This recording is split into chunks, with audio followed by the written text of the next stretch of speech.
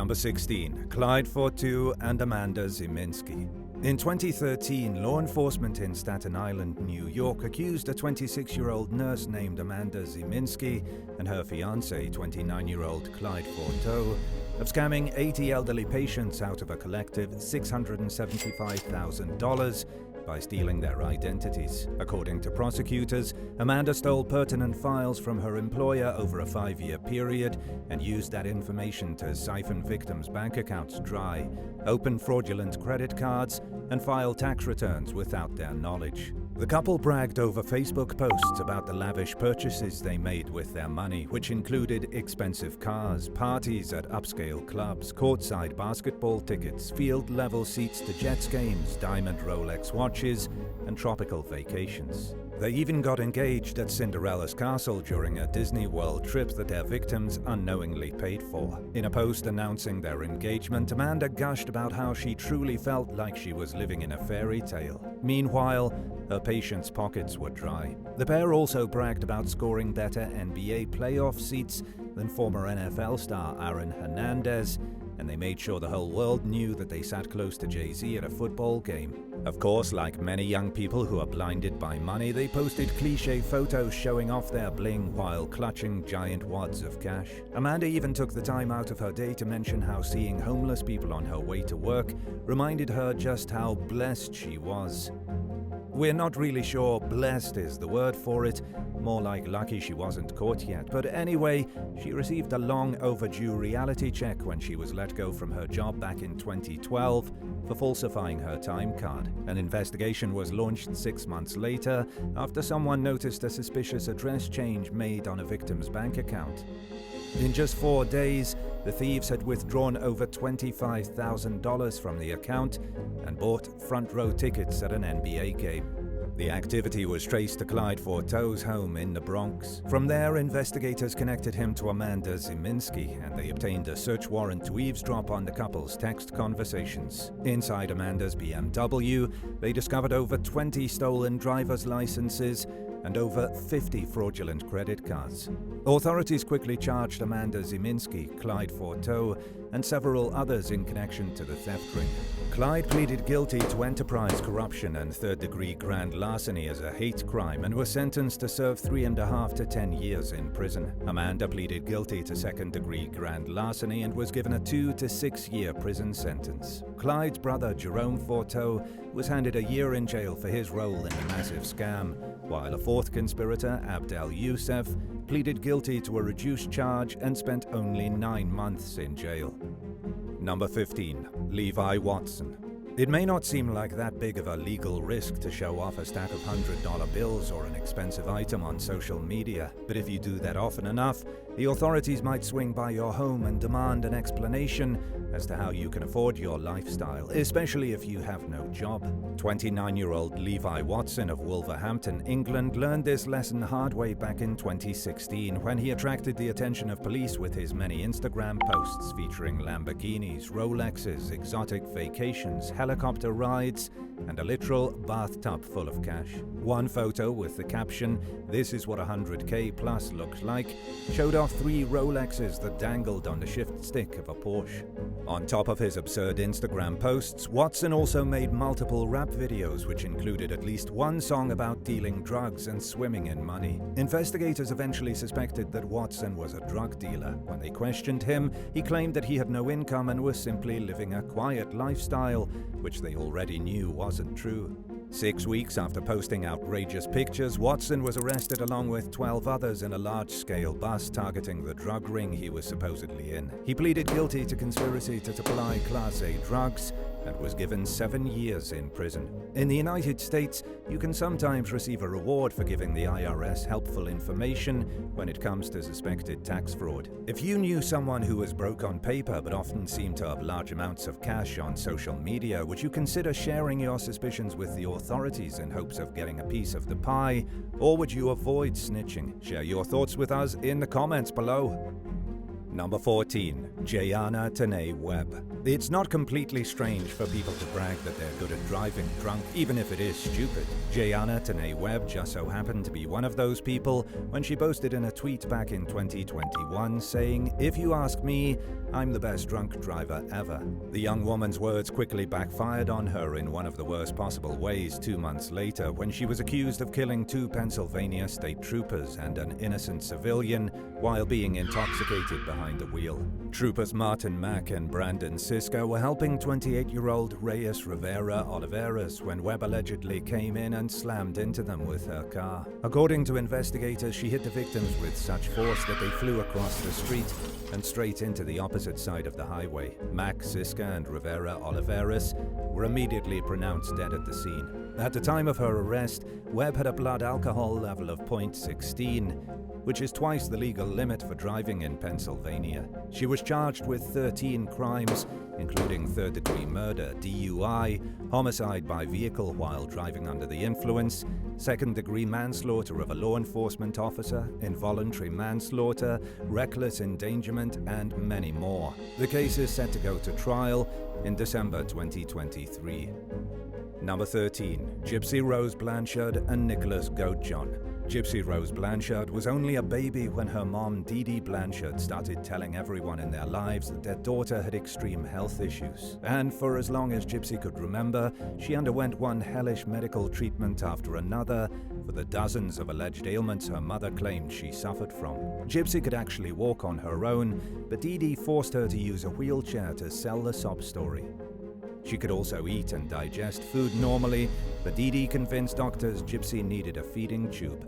Whenever hair started to grow on Gypsy's bald head, her mother quickly shaved it off while telling the world that it had fallen out from chemotherapy treatments. And when doctors tried giving Gypsy a chance to speak up for herself, Dee Dee interrupted the conversation with claims that her daughter only had the mental capacity of a 7-year-old and didn't know what she was saying. In reality, almost nothing at all was medically wrong with Gypsy. Dee Dee was actually the one who was sick. She suffered from a condition called Munchausen syndrome by proxy, which is when a caretaker, usually a parent, makes up fake symptoms or inflicts real symptoms to make it look like a person is sick. In Dee Dee's case, she most likely did it for attention and the financial benefits that came with pretending to have a sick child. Dee Dee took deliberate and meticulous measures to keep up the scam that Gypsy was chronically ill. She wouldn't let anyone get too close to her daughter, including the girl's father, but she was happy to take his child support payments as well as the disability and government assistance she received. In 2008, Habitat for Humanity built the mother-daughter duo a house in Springfield, Missouri, which was famously painted Gypsy's favorite color, pink. They also were given a free trip to Disney World thanks to the Make-A-Wish Foundation. Gypsy didn't even know how old she was, but after reaching a certain age, she finally understood that she wasn't really sick like her mom claimed. She could have easily proven that Dee Dee was lying by getting up out of her wheelchair and walking in front of their neighbors. But Dee Dee scared Gypsy into staying silent by beating her behind the scenes, handcuffing her to her bed, limiting her communication with the outside world, and planting doubt in her mind by insisting she wasn't mentally capable of speaking up for herself, and that nobody would believe her if she tried. By the time Gypsy secretly started chatting online with 23-year-old Nicholas Goat John in 2012, she was already in her 20s, but she was under the impression that she was still a teenager. She already tried to run away once by this point, and was punished severely for it. Gypsy's bond with Goat John grew as she opened up to him about the horrors of her home life and her deep desire to escape her mother's abuse. After realizing that Gypsy would never break free unless her mom was dead, the pair planned to kill Dee Dee. They put their plan into motion in 2015, 3 years after their online romance began. Goat John traveled from Waukesha, Wisconsin, to the Blanchards' home and stabbed Dee Dee to death as she slept in bed. Gypsy hid inside the bathroom until it was over, before the pair went to a nearby hotel. The next day, they fled to Goat John's home in Wisconsin. During their time on the run, Gypsy logged onto the joint Facebook account she shared with her mom and wrote, "That bitch is dead." She followed up the post with a comment stating that she slashed that fat pig and mentioning how Dee Dee's screams were so effing loud.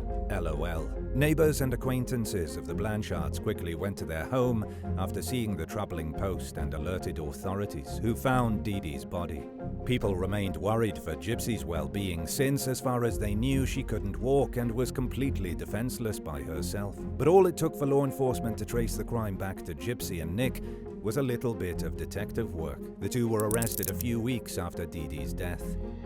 Gypsy initially denied any involvement in the crime, but she eventually owned up to everything. She said that she made the Facebook posts because she wanted her mom's body to be found. Nick Gojon was given a life sentence for murder. Gypsy pleaded guilty to second-degree murder, but thanks to the unusual circumstances of her case and the suffering she endured at her mother's hands, she received sympathy from the court. The prosecution and judge felt that it was important to hold Gypsy accountable for her crime since she could have sought help without killing Dee Dee, but they agreed to a more lenient 10-year prison sentence, which is extremely generous for a murder conviction. She could be paroled anytime now and plans to live in Louisiana with her dad and stepmother, who have supported her throughout the case. Number 12. Randy Washington. In September 2004, a man called into a Chicago-based radio talk show and bragged about robbing a TCF bank branch in South Chicago Heights just 5 months earlier. He claimed that he and 5 accomplices tied up employees, stole $81,000 cash, and spent some of their funds at expensive luxury stores. The caller even admitted to being the getaway driver in the heist and said that a former bank employee was also involved in the crime. A current bank employee just so happened to be listening into the program at the time, and they wasted no time calling law enforcement. An investigation was launched, and the FBI traced the call back to 24-year-old Randy Washington from Dalton, Illinois. After getting arrested, Washington initially denied any involvement in the bank robbery. He told detectives that he made the whole story up and that he made the call in hopes of winning a prize from the radio show. But the story he gave apparently made too much sense for investigators to simply write it off as a big coincidence. After realizing he wasn't going to convince anyone he was innocent, Washington agreed to cooperate with the investigation. Officers readily admitted that the robbery may have gone unsolved if Washington hadn't been so stupid and bragged about it on the radio. He pleaded guilty to federal charges and was sentenced to 14 months in prison. 2 of his associates, who he helped law enforcement catch after agreeing to help, also received 40-month sentences. Randy Washington's buddies probably weren't too happy with him when they got arrested thanks to his big mouth, but at the end of the day, they only had themselves to blame for participating in a crime they knew could land them in prison. Number 11. Marrick Hecko. During summer 2022, 44-year-old father of 2, Adrian Ellingford, was lying in bed one day with his girlfriend in Essex, England, when the woman's ex-boyfriend, 26-year-old Marrick Hecko, quietly snuck into their home and grabbed a knife from the kitchen. Hecko then discreetly made his way into the bedroom, where he stabbed Ellingford with such force that he broke the handle right off the knife. According to police, Hecko dated Ellingford's girlfriend in the past. When the woman ended the relationship, thanks to Hecko's concerning drug habit, he became obsessive and refused to accept that they were over. He overwhelmed his ex with unwanted messages and showed up unannounced at her home and workplace multiple times, even though she made it abundantly clear that she wanted nothing to do with him.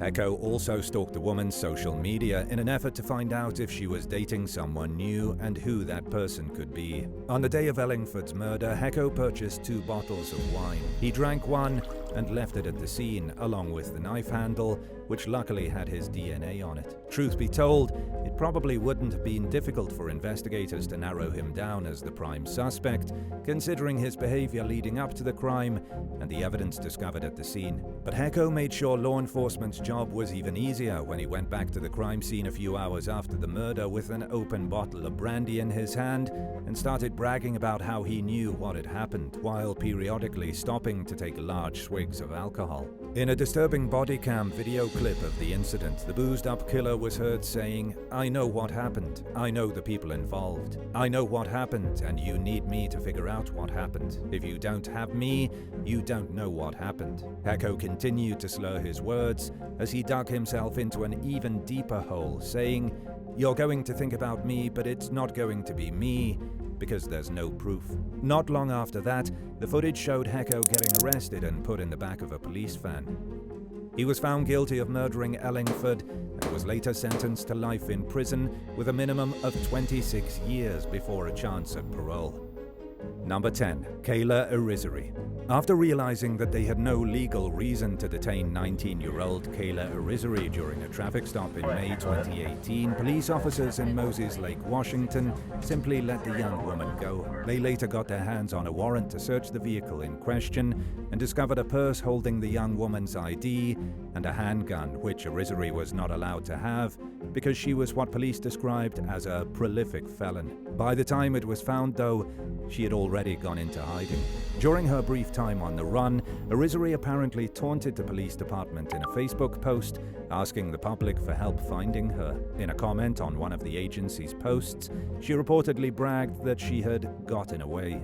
Using what they later described as covert investigative techniques, officers managed to trick Irizarry into meeting them. She obviously thought they were someone else and had no clue she was going to be arrested. When she got there and realized she'd been tricked, she fled on foot. According to a Facebook update from the police department, Irizarry made it only 4 steps before she was captured by officers and taken into custody. She was charged with unlawful possession of a firearm and possession of heroin. Number 9. Cody Allen Miller and Brandon Lee Blackwell. In December 2022, police officers in Elizabethton, Tennessee responded to a report that said a car driving up and down a residential street was constantly revving its engine in the middle of the night. Officers were on their way to the scene when they received a second call about shots being fired in the same area. They got there and discovered 2 vehicles had crashed. Inside one of the cars, the officers saw 31-year-old Philip Glass dead with multiple gunshot wounds. Anyone else involved in the crime had already fled the scene by that point, but a pistol registered to 23-year-old Cody Allen Miller was left behind inside one of the wrecked cars. After a short investigation, authorities charged Miller and an alleged accomplice, 34-year-old Brandon Lee Blackwell, with murder. According to an official affidavit, Glass was dating Miller's ex-girlfriend and tensions were high. Miller went to where Glass was staying to confront him and allegedly shot him with a .380 semi-automatic pistol. The affidavit also claims that Miller bragged to multiple people about how Glass was killed. He reportedly went into specifics about where he shot the victim and said how cool it was. Investigators connected the second suspect, Brandon Blackwell, to the crime after finding evidence that more than one handgun was used at the murder scene. He's accused of firing shots at the victim's windshield with a 9mm pistol. Blackwell also allegedly bragged afterward, telling people that he shot at Glass and that he believed he killed the victim. On top of the murder charge, Blackwell faces 1 count of harassment based on accusations that he sent multiple threatening voicemails to Glass's family members. Number 8. Ronald Heron. Better known by his stage name, Ra Diggs, Ronald Heron was an up-and-coming rapper from Brooklyn who started posting his music on YouTube back in 2010, just a few months before he was accused of running the notorious, Bloods-affiliated, murderous Mad Dogs gang. According to federal prosecutors, Heron was in charge of both the cocaine and heroin trade across 2 large public housing complexes in the Borum Hill neighborhood. He was officially charged with 21 crimes in connection to his gang activities, including racketeering, drug dealing, and 3 counts of murder. One of the murder charges was for the 2001 death of Frederick Brooks, which Heron had already tackled in state court after his accomplices intimidated 2 witnesses, making them refuse to testify. Prosecutors also accused Heron of congratulating his murderous associates in his YouTube videos. In one clip, he claimed to be the head of a murder team and was seen firing handguns. Heron also referenced the Brooks killing in a tweet, bragging about how he beat a body. In addition to the 2001 case, the feds charged him for the 2008 and 2009 murders of Richard Russo and Victor Zapata. Several clips from Heron's rap videos were used against him in court. Claims were made that the lyrics were retellings of his actual crimes. In the words of the prosecuting attorney, he styled himself as a rap artist, but is really just a drug dealer and a murderer who sought power through fear and intimidation. In 2014, a jury finally convicted Heron of all 21 counts. In April 2015, the judge overseeing the case handed him 3 life terms plus 105 years. When Heron responded to the sentence by saying the judge could hand him 10 life sentences and he would still only die once, the judge clapped back, sentencing him to 12 life terms plus 105 years. Despite the horrific nature of his crimes, Heron had a lot of supporters throughout his case. They showed their loyalty by walking out of the courtroom during the victim's impact statements and shouting at the judge when he questioned whether Heron deserved to be assigned to a prison where his children could still visit him. At one point, tensions got so heated that court officers escorted Heron's advocates out of the courtroom. Heron later decided to appeal his conviction, claiming that it violated his First Amendment rights, but the ruling was ultimately upheld. He remains behind bars at a high-security prison in Florence, Colorado, where he's in the company of some of the country's most famous, like-minded criminals. Number 7. Ariel Mayo. During the morning of December 1st, 2021, an armed intruder snuck into the Beverly Hills home of legendary music producer Clarence Avant and shot his 81-year-old wife, Jacqueline. As the killer left the property, he fired multiple rounds at an unarmed security guard who managed to avoid getting hit by the random bullets. Investigators were unsure of the intruder's motive at first, and they hesitated to speculate on whether the couple was targeted specifically or not. As the news spread, many wondered who would want to kill Jacqueline, a well-known philanthropist who dedicated much of her time, money, and energy toward bettering the community. About an hour after the shooting, the primary suspect, Ariel Mayo, was taken into custody during a burglary in progress at another home. He had accidentally shot himself in the foot and called 911 for help. Mayo was on parole at the time of Jacqueline Avant's murder. He was released from prison just 3 months earlier for a second robbery with great bodily harm conviction. After being arrested, he bragged in a phone call made from jail to a friend about how he would only have to serve 20 to 25 years in prison for the crime. At the time, LA's infamously easy-on-crime district attorney George Gascon had not filed for special circumstances in the case, which allows the possibility of life without parole or the death sentence. For most people, the thought of spending 20 or more years behind bars feels pretty much like a life sentence, perhaps only slightly less awful. But Mayo was apparently excited over the thought of seeing freedom again in his 50s. During another phone call placed to a female friend, he laughed at all the publicity surrounding the case. The woman Mayo was speaking with said, "That's not funny, that's somebody's life." But the alleged killer went on with his mockery, asking his friend if she thought his mom had seen him on the news yet. He also incriminated himself further by mentioning that he thought he was going to get $50,000 from the botched robbery at the Avant household. Mayo kept openly discussing his crimes, telling one friend after another what he did. In addition to his self-incriminating phone calls, he left behind a glove at the Avant house and was captured on surveillance video at both crime scenes. Mayo was probably shocked that District Attorney Gascon had no plans to go easy on him. In fact, he was seeking a 3-strike enhancement based on Mayo's criminal history, which carried a punishment of 150 years to life. While many, if not most, prisoners were eligible for parole at some point under California law, Gascon said that his goal was to secure a de facto sentence that would make sure Mayo spent the rest of his life behind bars. A 3-strikes conviction would easily disqualify Mayo from any type of early release. The defendant pleaded guilty to Jacqueline Avant's murder, as well as attempted murder, residential burglary, and a gun charge. He begged the judge for leniency, specifically noting that he had grown up in the foster care system. But the court was unsympathetic, and Mayo was ultimately sentenced to 190 years in prison. Number 6. Marvin Spencer Sr., Marvin Spencer Jr., and Derek Lynch. In July 2014, 2 thieves robbed a pawn shop in Roseville, Minnesota, and made off with almost $60,000 worth of precious gems. Nobody was killed during the robbery, but an employee was shot in the leg. The suspects, later identified as 51-year-old Marvin Spencer Sr. and his son, 24-year-old Derek Spencer Jr., left the area immediately afterward. About a week later, someone overheard the pair arguing and bragging about the crime at a hotel outside Atlanta and noticed they had a large amount of jewelry and cash on them.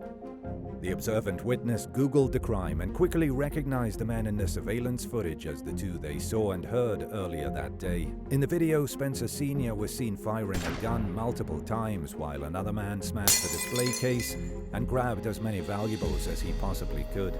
By the time law enforcement was notified of the sighting, the older Spencer had left the hotel thanks to the argument with his son. Spencer Jr. was apprehended. In his phone, investigators discovered pictures of him wearing some of the stolen jewelry from the pawn shop.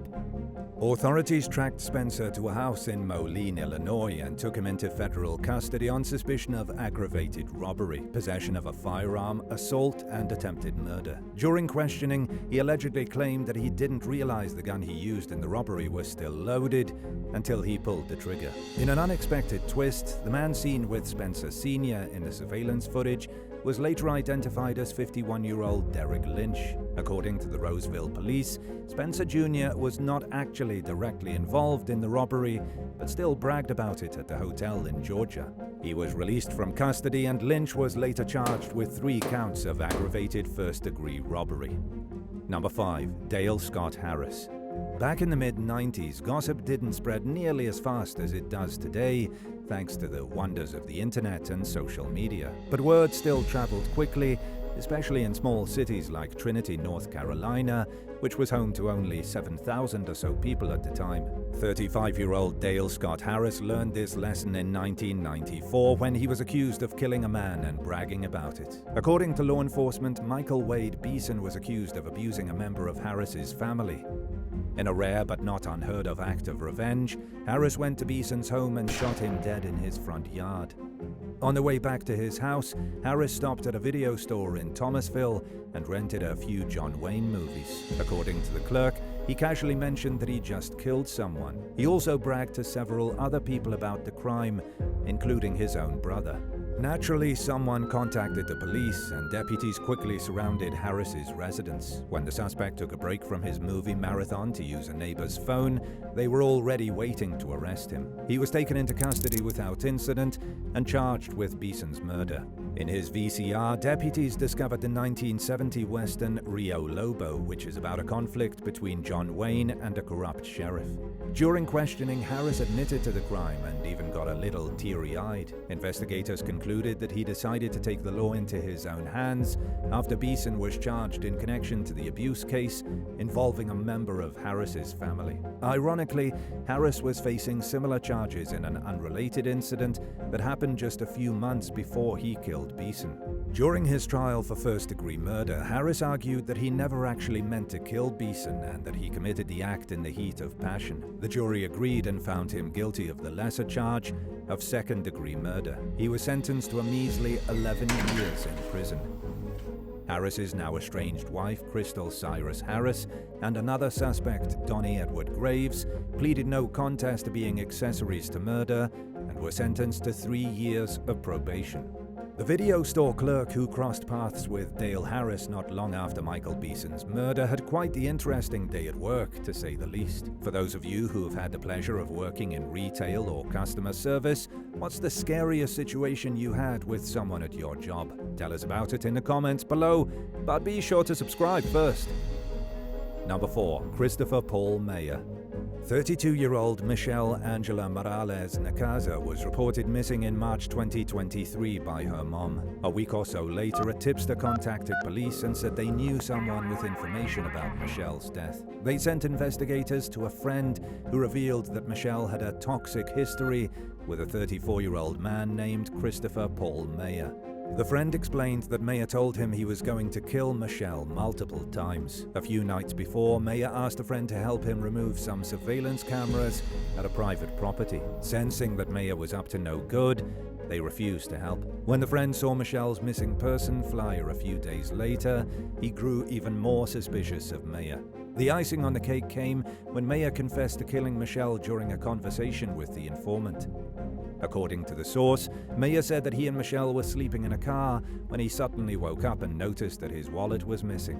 He then allegedly bragged about how he shot Michelle twice in the chest based on the assumption that she stole his wallet. After she slumped forward, Mayer shot her again in the face. The informant claimed that Mayer was noticeably excited when he talked about how the final shot blew off some of the victim's face.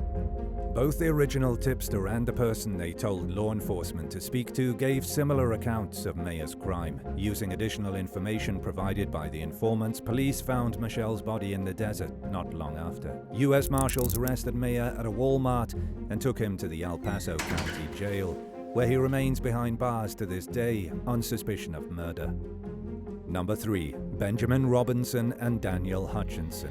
In a boneheaded crime spree that made international headlines back in 2014, a pair of thieves dubbed the Fruit Machine Bandits traveled across the UK and stole thousands of pounds from gambling machines. The suspects, 30-year-old Benjamin Robinson and 24-year-old Daniel Hutchinson, wore balaclavas during the robberies but made a habit of taking pictures of themselves while committing the crimes. In the photos, the men seemed childishly wide-eyed and giddy, as if they were incredibly entertained by their illegal activities. Police officers arrested the suspects during a routine traffic stop for speeding in North Yorkshire. By then, Robinson and Hutchinson were at the center of a multi-agency investigation into their crimes. Inside the men's car, investigators found over $1,001 coins, $2,000 in paper money, and a screwdriver the dim-witted duo used for breaking into machines. Both suspects ultimately pleaded guilty to conspiracy to steal. Robinson was sentenced to spend 32 months in prison, while Hutchinson received a 6-month sentence,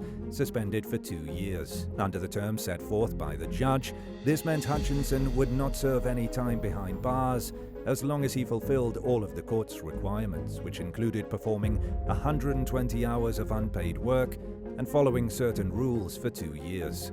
After being convicted of the robberies, Robinson told news reporters outside the courthouse that he didn't care if he was guilty. In his words, he said, "I'm not bothered, mate. I love it, mate." In a statement, Detective Chief Inspector Matt Walker gave the thieves credit for taking selfies, since it was the thing that caused their ultimate downfall, along with their greed and arrogance.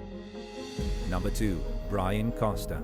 People rarely get away with murder, but Brian Costa may have been among the lucky few, if only he hadn't bragged about taking James J. Collister's life. After beating the victim to death with a baseball bat in Pinellas Park, Florida back in 1996, Costa reportedly started bragging to family and friends about whacking Collister. Multiple people called the police, including Costa's brother and a few of his co-workers. By then, Costa had already fallen under police officers' radar. They discovered that Collister was on his way to the suspect's house when he was killed, leading them to think that Costa was responsible for the crime and that it was drug-related. Collister was also having an affair with Costa's wife, which is more than enough cause for motive in the eyes of the court. After learning that law enforcement was onto him, Costa fled to California. While he was on the run, investigators re-interviewed his wife, who acted as an ally to the killer in the immediate aftermath of Collister's murder. She admitted that she was unsure of her husband's whereabouts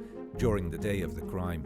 At a time when DNA technology was in its infancy, there was an absence of any compelling physical evidence linking Costa to the crime. Prosecutors admitted that his bragging played a major part in sealing the case. Costa pleaded guilty to a reduced second-degree murder charge thanks to the lack of physical evidence and was sentenced to just 15 years in prison. And now for number 1. But if you want to hear even more stories, stay tuned for some extra content that you might have missed.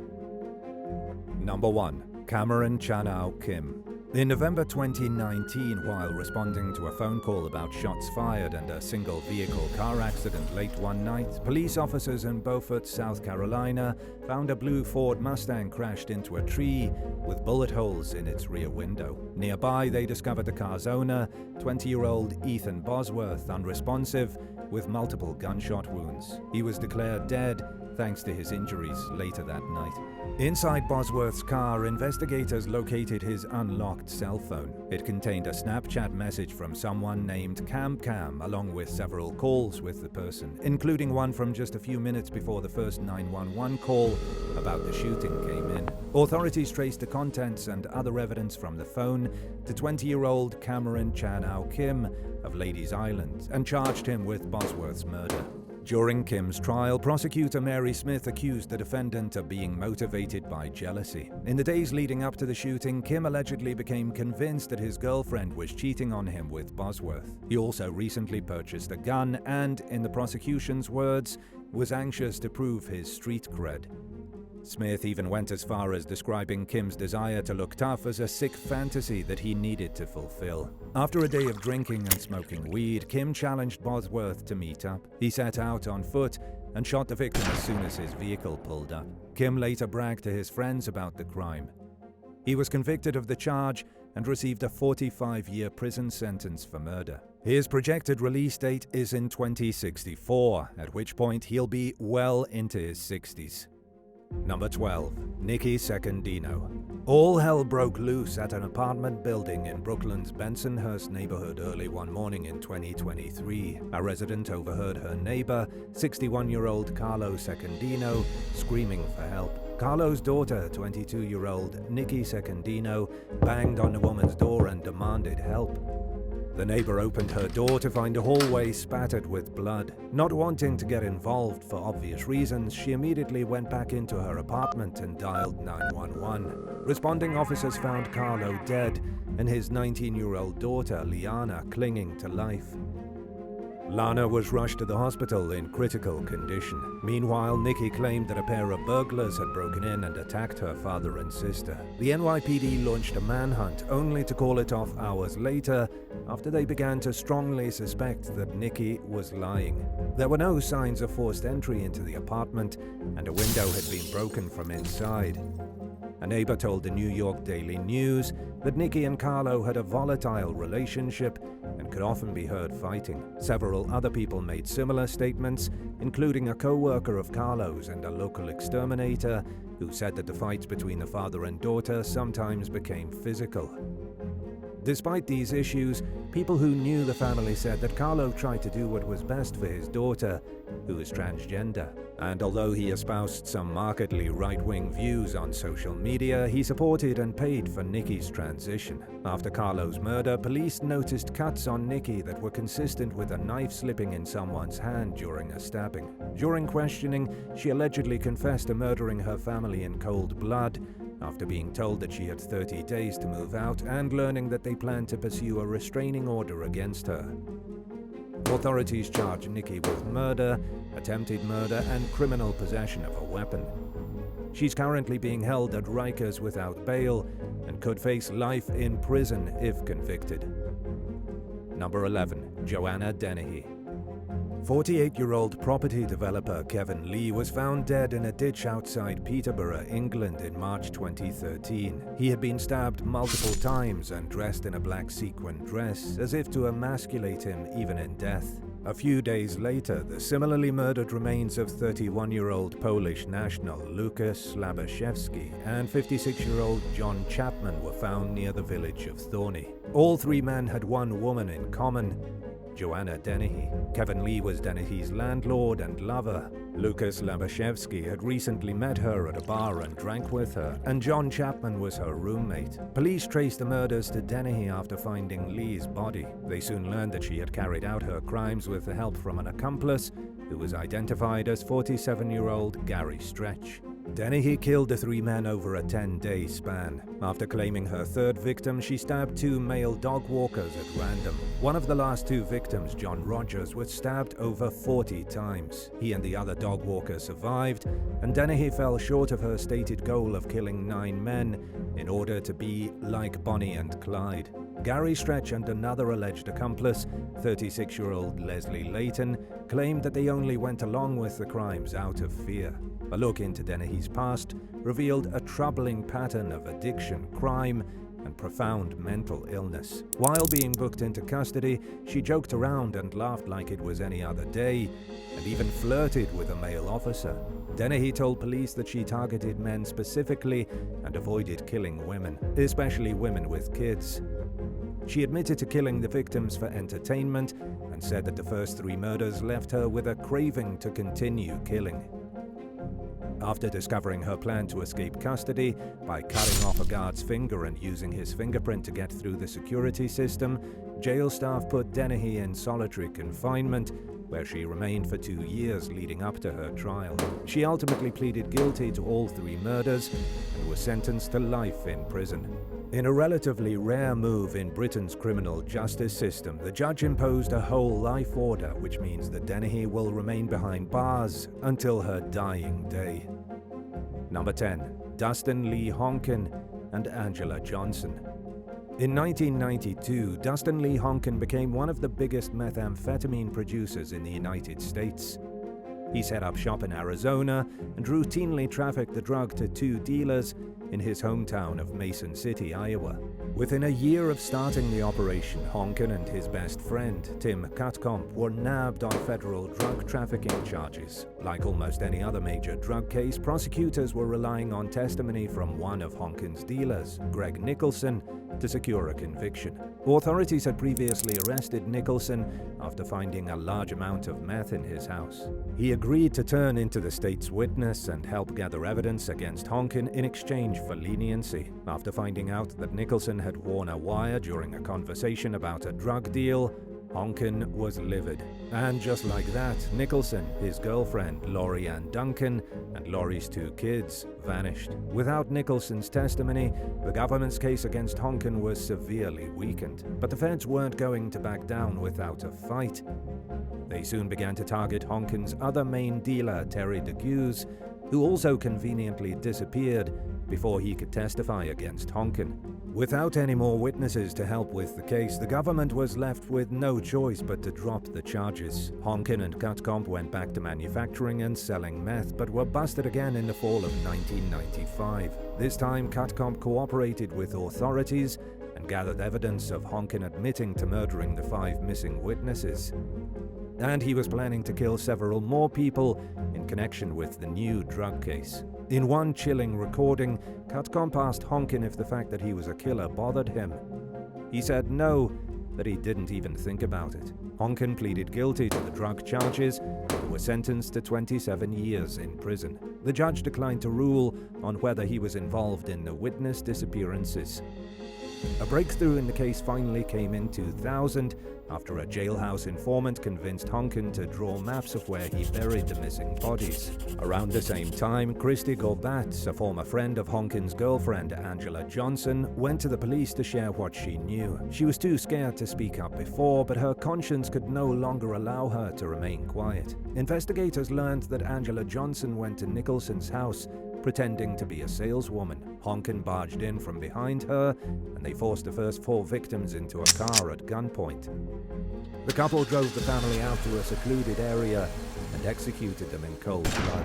5 months later, Johnson lured Terry DeGuse to a country club, then drove him to an abandoned house where Honkin beat and shot him.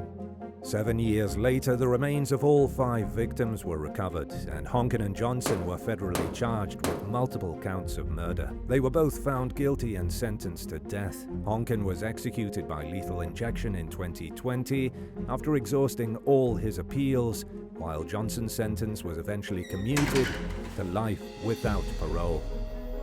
Number 9. Laura Rideout. Devoted father of 7, Craig Rideout would have never abandoned his children. His loved ones immediately suspected foul play when the 50-year-old computer programmer vanished from his home near Rochester, New York in 2016. Craig's sister, Robin Drew, began to fear the worst when she found blood spatter inside Craig's house, and she was also suspicious to find his ex-wife, Laura, at the home cleaning. The family's fears were soon confirmed, with the discovery of Craig's badly disfigured body in a wooded area about 50 miles, 80.5 kilometers away. He was wrapped in a tarp, and his face and hands had been burned with acid. An autopsy would later rule that Craig was strangled to death. In the 2 years leading up to his murder, Craig had gone through a bitter custody battle with Laura, who had an affair and moved in with his best friend, Paul Tucci. The former couple's older children were allowed to choose which parent they wanted to live with, while Craig won custody of the 2 youngest.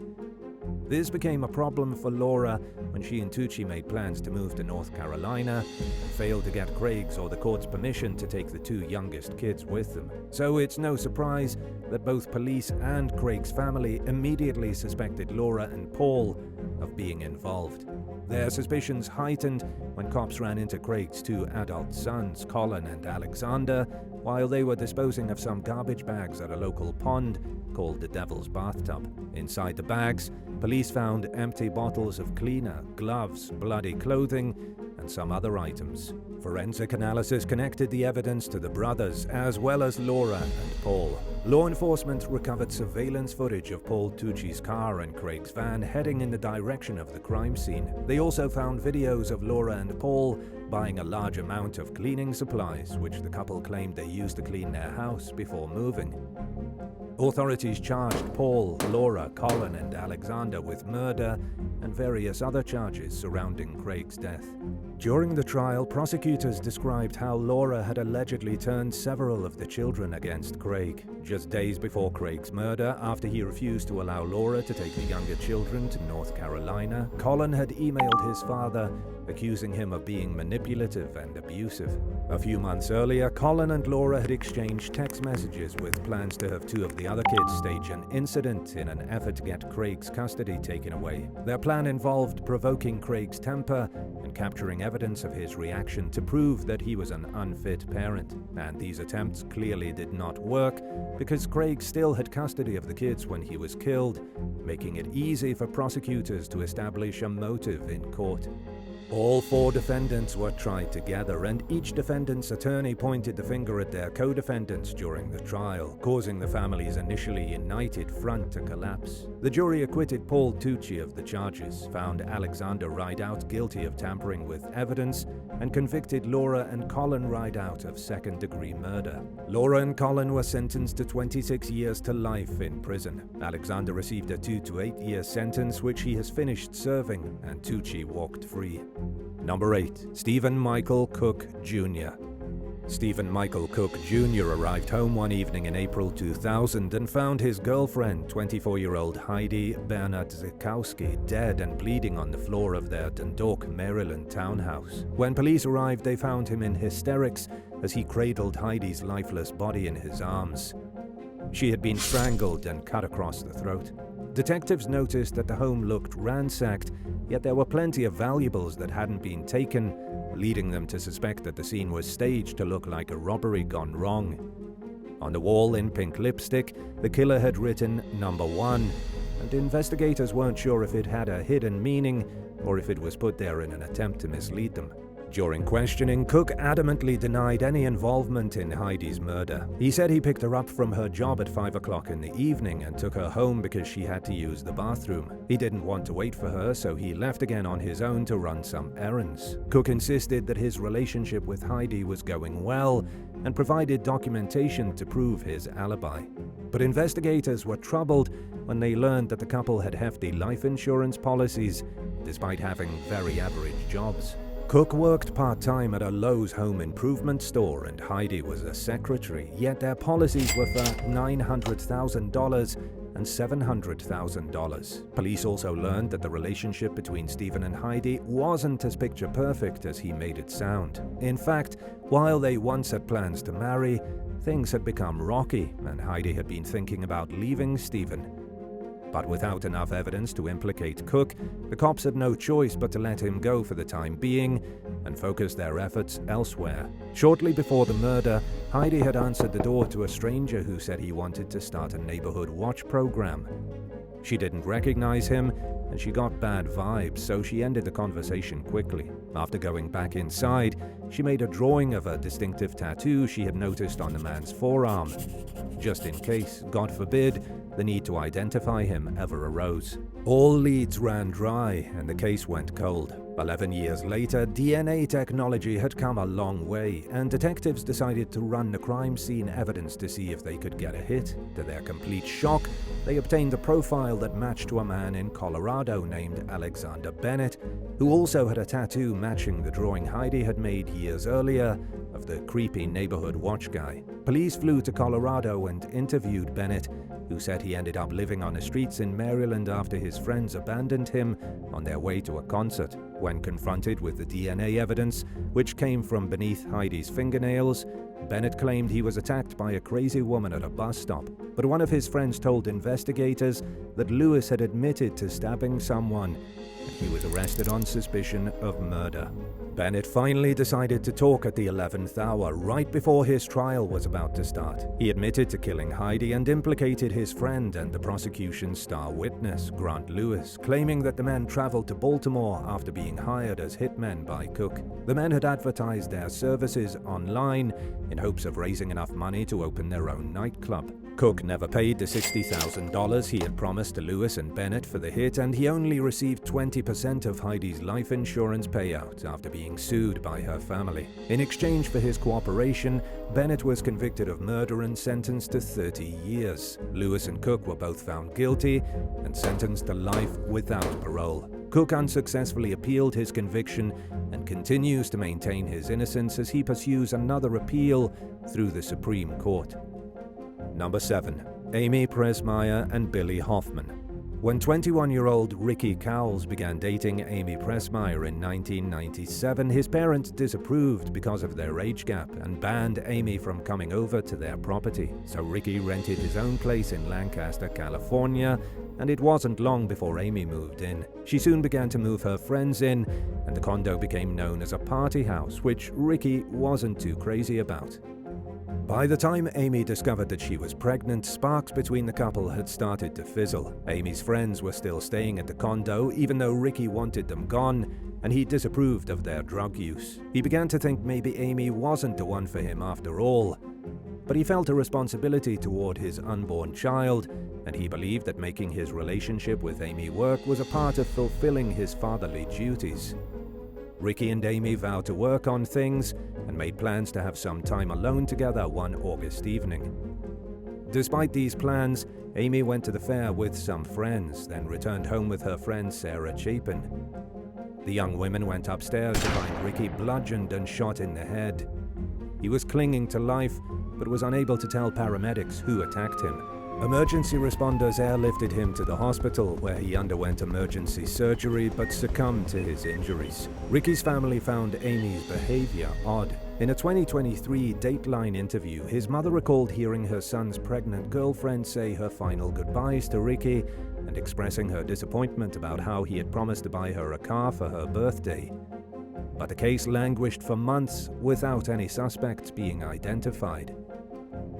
Authorities caught their first big break when a young man who had gotten arrested and was hoping for leniency tipped them off to a suspect named Billy Hoffman.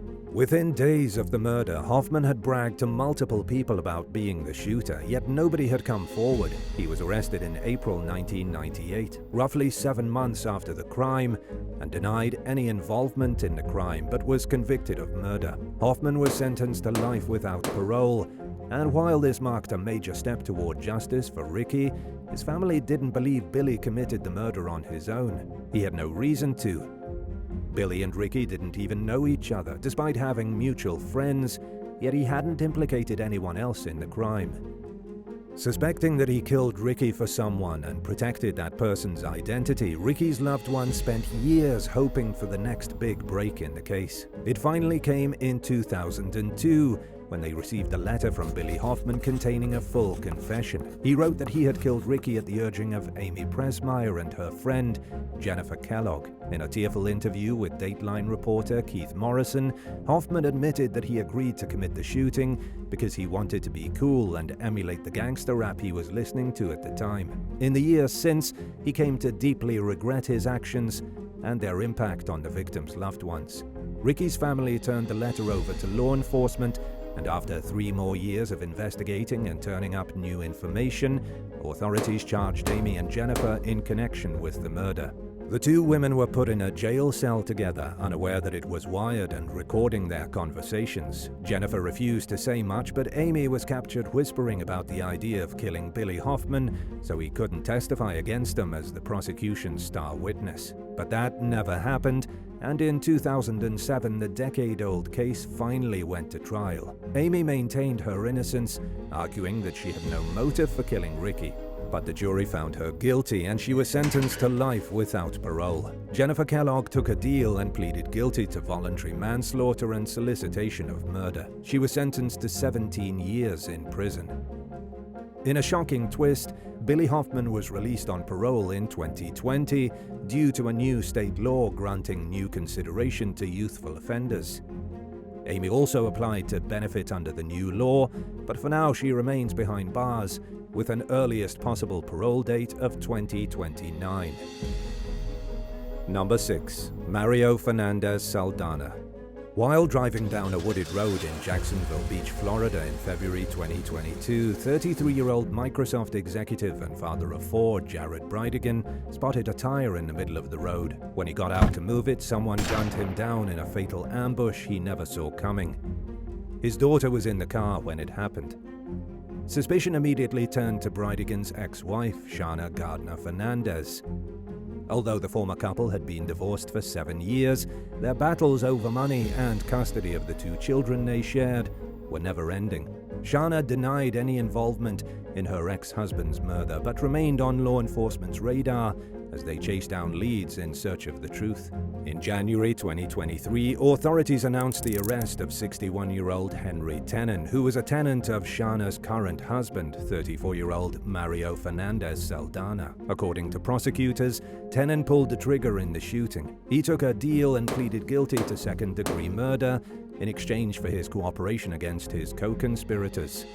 He faces 15 years to life in prison. 2 months later, in March 2023, Mario was charged with first-degree murder with a weapon, conspiracy to commit first-degree murder, solicitation to commit a capital felony, and child abuse. He's accused of hiring Tenen to shoot Bridegan. According to court documents, the suspects planned the killing more than a month in advance. Bank and phone records reportedly revealed that Fernandez Saldana wrote several checks to Tenen and that the 2 exchanged dozens of phone calls in the weeks leading up to the murder.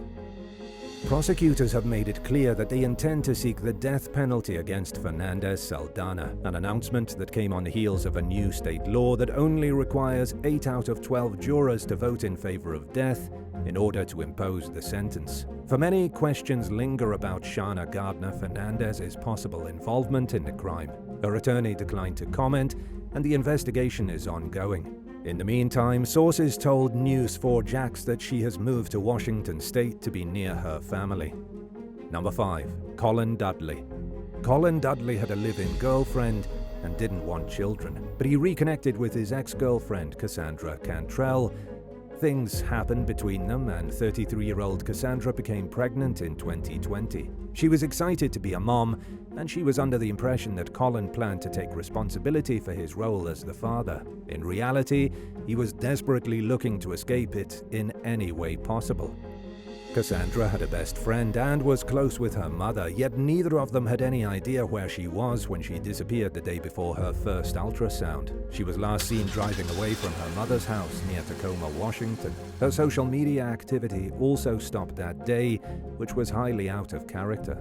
Authorities found her car abandoned with the keys inside near downtown Tacoma, but there was no sign of Cassandra herself. Law enforcement worked around the clock in an effort to find the mother-to-be, and the FBI joined the search within days of Cassandra's disappearance. They quickly narrowed their sights on Colin Dudley, who denied any knowledge of his ex-girlfriend's whereabouts or involvement in the case. In fact, Colin claimed he hadn't spoken to Cassandra in years, but investigators knew that was a lie. Phone records proved that Cassandra was at Colin's home on the morning of her disappearance. From there, it was traced to Puget Sound before becoming untraceable. By some miracle, or perhaps some really good detective work, they managed to retrieve the phone from the water. About a month after Cassandra vanished, GPS data from Colin's truck led police to a nearby town, where they found the missing woman's body wrapped in garbage bags in a ravine. She had been bludgeoned and stabbed to death. Surveillance footage from the day of the murder showed Colin buying garbage bags at a Costco store, and they also uncovered video of him walking through a light rail station very close to where Cassandra's car was found. He was wearing a fedora and blue latex gloves in the video. Investigators traced his movements to a nearby parking garage, where he was seen getting into his truck and driving away. Unswayed by Dudley's claims of innocence and his girlfriend's backing, authorities charged him with first-degree murder. He took a deal and pleaded guilty in exchange for a 26-year prison sentence. Number 4. Sheila Keene Warren. In a disturbing case that haunted detectives for nearly 30 years, Marlena Warren answered the front door of her Wellington, Florida home one morning in 1990 to find a clown standing there with carnations and balloons. The clown handed the items to Warren, who responded, "Oh, how nice," as the clown pulled a gun and shot her in the face, killing her right in front of her son and his friends. Investigators were baffled by the bizarre case, which left the historically safe community shaken and looking over their shoulder. At the time, Marlena's husband, Michael, was having an affair with a woman named Sheila Keene Warren, who he eventually married. The couple were questioned, and detectives learned that Sheila had recently worn a clown costume for a promotional gig at an auto parts store. But there wasn't enough evidence to charge her, and the case went cold. The sheriff's cold case squad finally reopened it in 2014. Between fresh detective work and advances in DNA technology, they finally came up with enough evidence to charge Sheila with Marlena's murder. Among the new discoveries was a piece of Sheila's hair that was found in the getaway car. She was arrested in 2017 in North Carolina, where she and Michael Warren had been living since tying the knot in 2002. Sheila initially faced a first-degree murder charge, which carries a punishment of either life in prison or death in the state of Florida. She insisted she was innocent, but pleaded guilty to second-degree murder in 2023 as part of a generous plea offer that may see her released from prison in as little as 16 months. The deal comes with a sentence of 12 years, with credit for the 5.5 years Sheila spent in county jail while the case was pending. Because the murder happened over 30 years ago, her sentence will be subject to the laws that were in place at the time, which had generous gain time incentives. Sentencing laws are stricter today, but they do not apply to Sheila's case. Number 3. Richie Wilder Jr. and Cynthia Wilder. 30-year-old mother of 3, Angela Wilder, had a promising future to look forward to after divorcing the father of her first 2 children. She was pursuing her nursing degree at Minot University in North Dakota, was in a happy relationship with her fiancé, Chris Jackson, and had recently learned that she was expecting her 4th child. But Angela's life plans were interrupted in 2015 when someone entered her house and stabbed her 40 times while Chris was at work. Chris arrived home in the morning after working 3rd shift to find the back door kicked in and immediately dialed 911. During the call, he said that he was about to go inside, but the operator told him not to. Chris obeyed the instruction and would soon come under scrutiny by law enforcement for not entering the home anyway. Police struggled to reconcile the idea of a man who was worried about his family obediently waiting outside the home for officers to arrive. It made them wonder if Chris was somehow involved in his fiancée's murder.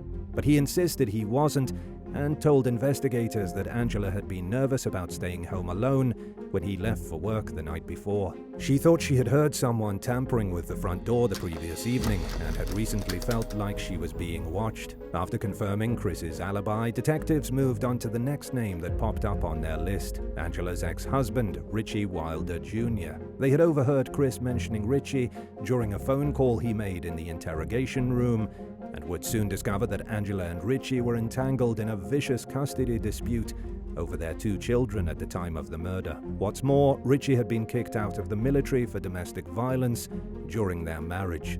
Angela's sister later told Dateline that Angela had called her in a panic one day after waking up and finding Richie in her living room. He allegedly said, "See, I told you I can get to you if I wanted to." Richie denied any involvement in the murder and claimed he was home all night. His wife Cynthia backed up his story, but it was considered a shaky alibi since she might be willing to lie for her husband. After finding a spot of Angela's blood in Richie's car, authorities charged him with murder. He refused to speak about the crime until shortly before his trial was scheduled, when he claimed that he and Chris had planned to confront Angela together because she had cheated on them both. Richie said that Chris took things too far and murdered Angela in a cold-hearted rage as he looked on helplessly. But Chris's workplace was filled with surveillance cameras, and the footage proved that he didn't leave his job that night. After deliberating for less than an hour, the jury convicted Richie of murder, and he was sentenced to life without parole. Months later, Cynthia's friend came forward to police with information they had suspected all along. that Cynthia not only knew about the murder, but was involved in masterminding it. The friend wore a wire which captured audio of Cynthia talking at length about how she and Richie had planned the murder for around 2 years. She kept tabs on Angela in the time leading up to the killing, which could perhaps explain why the victim felt she was being watched. Cynthia said with confidence to her friends that she believed the murder was necessary. She was arrested for conspiracy to commit murder and turned down a 25-year plea offer. Instead, she entered an Alford plea, which meant that she maintained her innocence but acknowledged that the prosecution likely had a strong enough case to secure a conviction. In a move that shocked everyone involved in the case, including the prosecution, the judge sentenced Cynthia to the maximum sentence of life in prison without parole.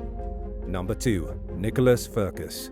During the early morning hours of April 25, 2010, 911 dispatchers in St. Paul, Minnesota received a phone call from Nicholas Firkus. He was in a hysterical state as he explained that a home intruder had shot his wife Heidi while she was trying to escape out the back door of their home. Officers arrived minutes later to find Heidi unresponsive and bleeding on the kitchen floor.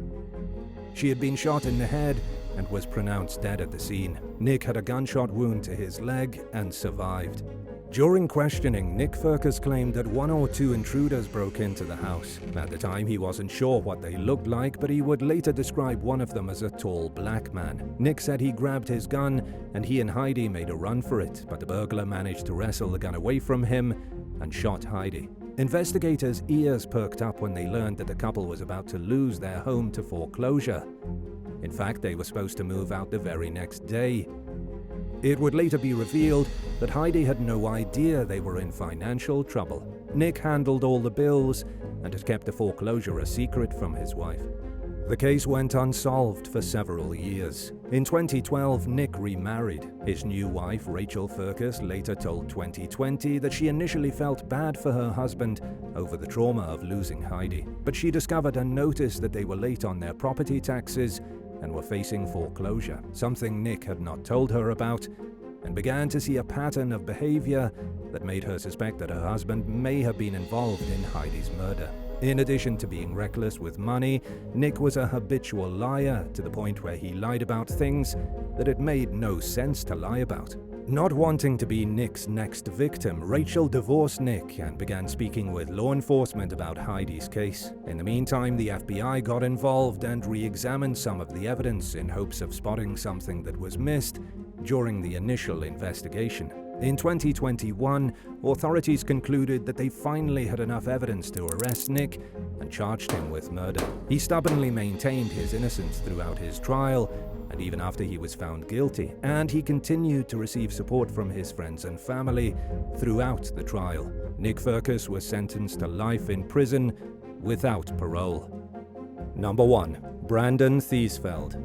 During the summer of 2019, 21-year-old University of Mississippi student Ali Costiel was mercilessly gunned down from behind at an abandoned fishing camp called Sardis Lake. Lafayette County investigator Jarrett Bundren later told 48 Hours that he had never seen a victim with so many gunshot wounds in his career. She was struck 9 times. Although Ali's phone was nowhere to be found, sheriff's deputies were able to track her text messages through her Apple Watch. It revealed that Ali had recently told a fellow student, Brandon Thiesfeld, that she thought she might be pregnant with his baby. She had also sent him a photo of an inconclusive pregnancy test. The two had a complicated relationship going back 3 years and hadn't seen each other in a few months. Ali wanted to meet up and talk, but Thiesfeld responded to the news of the possible pregnancy by telling her that he wasn't interested in meeting and urging her to get an abortion. He said a baby would ruin both their lives and that there was no way he could become a parent at that time. Then, after refusing to meet up with Ali repeatedly, Thiesfeld texted the young woman and asked if they could get together and talk. She was found dead the next morning. Further evidence linked him to the crime, and he was arrested for murder. Thiesfeld maintained his innocence, but the more police learned about his relationship with Ali, the more their suspicions grew. People who knew the young man described him as misogynistic, while Ali's friends recalled hearing stories about the outright degrading things he said to her.